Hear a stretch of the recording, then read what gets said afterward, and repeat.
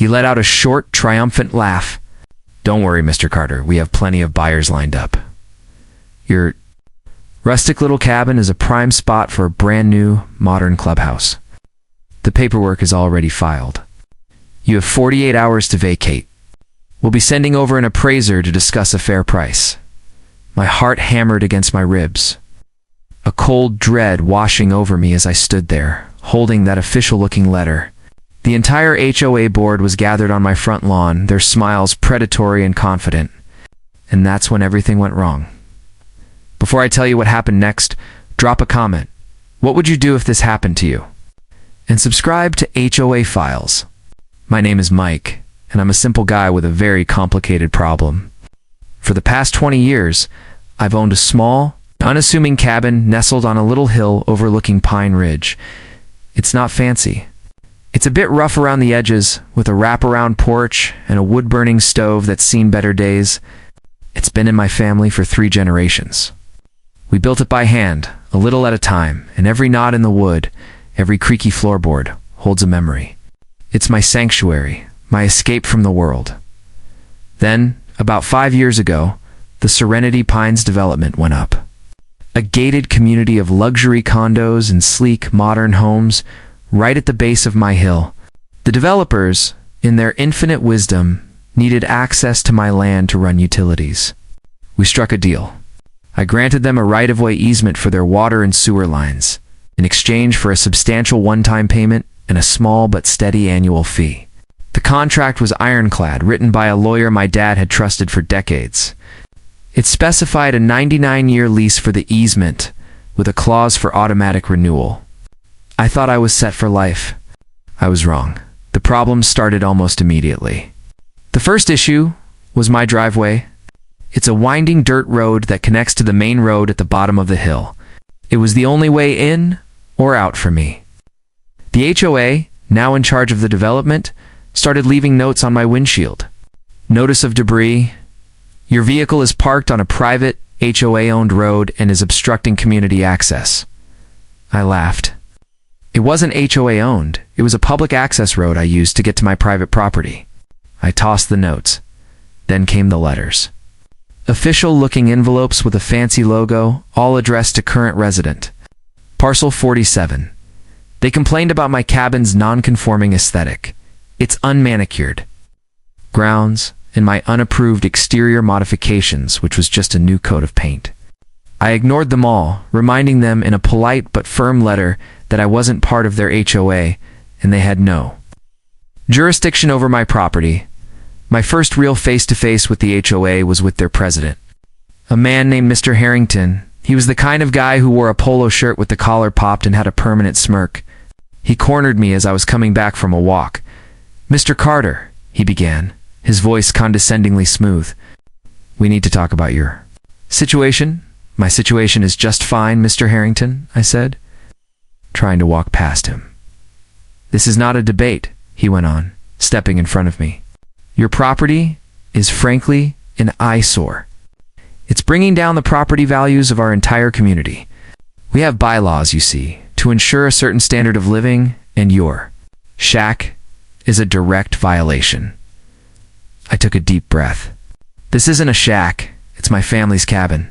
And as I've told you before, I'm not part of your HOA. Your bylaws don't apply to me, he chuckled.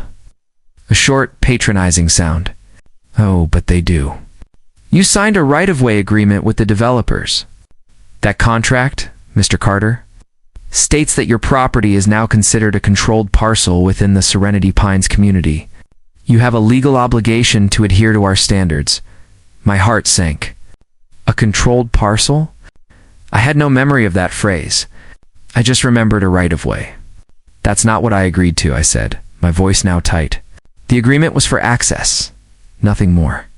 "Well, the documents say otherwise," he said, holding up a sleek tablet. "You have 30 days to bring your property into compliance, or face fines. We've already outlined the changes needed. A new siding, approved paint colors, professional landscaping. It's all here." He slid the tablet towards me, the screen displaying a long list of demands. My mind raced. Could this be true? Had I missed some fine print? I took a photo of the screen and walked away without another word, my mind reeling. I had to find my original contract. It took me an entire day of tearing through dusty boxes in the attic, but I finally found it. The original agreement. I sat down at my kitchen table, my hands trembling as I read through it. I read every clause, every tiny footnote. My heart soared when I saw it. The document I had signed was a simple one-page easement agreement. No mention of controlled parcel, no mention of HOA bylaws, nothing. The document on his tablet must have been a forgery, or a separate contract they had drawn up to trick me. They were bluffing. A cold, furious sense of vindication washed over me. I made copies of my original contract, and a few days later, I drove down to the HOA office. I presented the copy to Mr. Harrington, my face a mask of polite indifference. "I believe there's been a misunderstanding," I said. "This is the original notarized agreement. My property is not a controlled parcel. Your bylaws have no legal authority over me. I would appreciate it if you would cease your harassment immediately." He took the document, his face going pale as he scanned it. He fumbled with the page, his confident demeanor cracking. This can't be right," he stammered.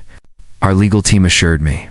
He looked so defeated, so utterly exposed, that for a moment, I almost felt sorry for him. Almost. He was a bully, and I had just proven he was a paper tiger. I walked out of the office feeling like I had won the war.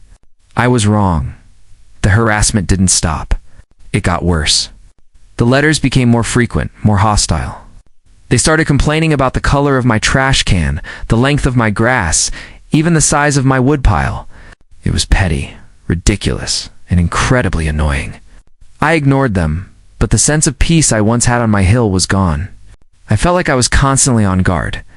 Then, a few weeks ago, I got a registered letter from them. I opened it with a sense of weary dread. It wasn't about fines or bylaws. It was a formal offer to buy my cabin. A laughably low number, half of what it was actually worth. I threw the letter in the fire. They were getting desperate. But then the final blow came. I got another registered letter, this one hand-delivered. It wasn't an offer. It was an official-looking document with a seal on it. I opened it, my heart pounding in my chest. It was a notice of termination of my right-of-way agreement.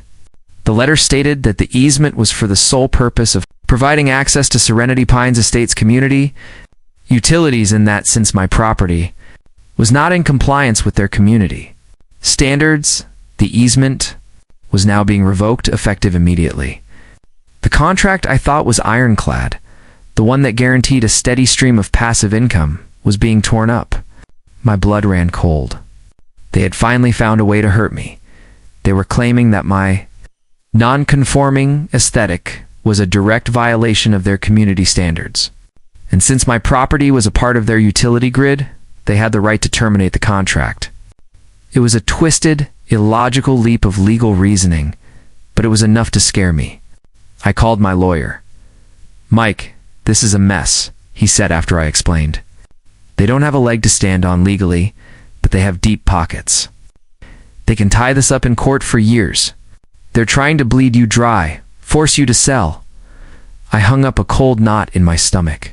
They had played their trump card. They knew I didn't have the money for a prolonged legal battle. They were trying to force my hand, to make me so desperate that I would sell my cabin for a pittance. I felt a surge of despair, a sense of crushing helplessness. I sat on my porch, staring out at the beautiful, serene landscape. My sanctuary was under siege. My family's legacy was on the verge of being bulldozed. My anger turned into a cold, hard resolve. I wasn't going to sell, not ever. I had to find a way to fight back. I had to hit them where it hurt, and then, as I was staring at the sewer access on my property, a tiny flash of an idea began to form. A cold, calculated, and absolutely brilliant plan. My right-of-way agreement.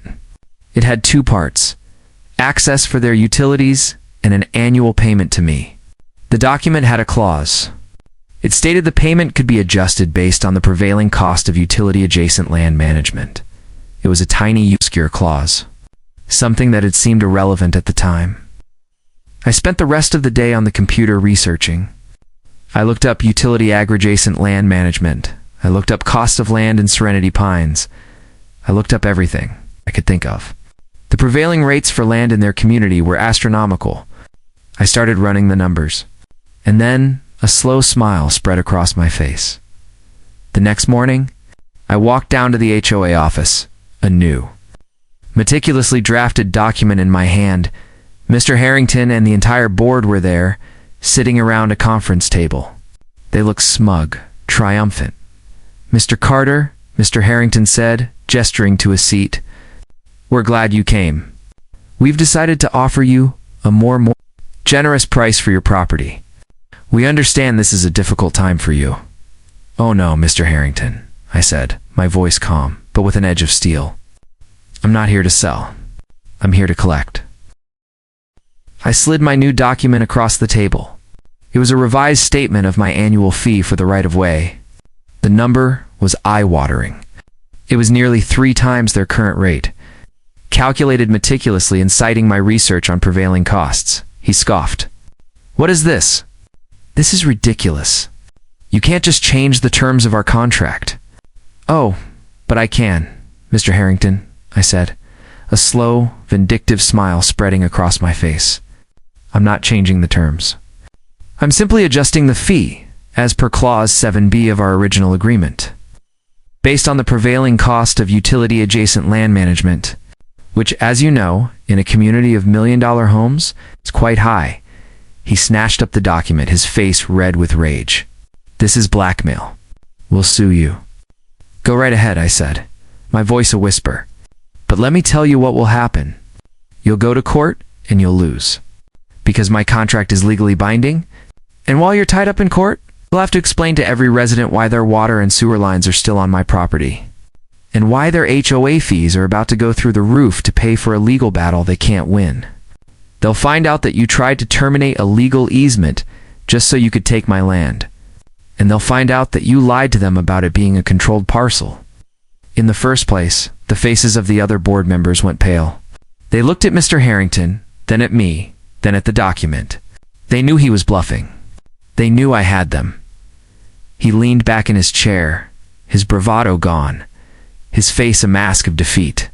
"What do you want, Carter?" he growled. "I want my family's cabin left alone," I said, my voice steady.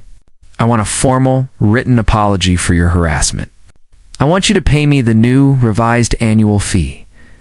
And I want you to leave me alone. Forever." He just sat there, a broken man. He had played his last card, and I had a full house. I stood up, walked to the door, and looked back at them. "I'll be waiting for the check," I said, and walked out. A few weeks later, a check arrived for the new, absurdly high amount. It was signed by Mr. Harrington. It was a formal, unconditional surrender. The harassment stopped. The letters stopped. I went back to my life of peace and quiet. The cabin, my sanctuary, was safe. The moral of the story? Don't let a bully push you around. And always read the fine print. You never know when a small, insignificant clause might turn out to be your ace in the hole. My cabin is safe now, but I have a feeling they'll find another way to annoy me. They always do.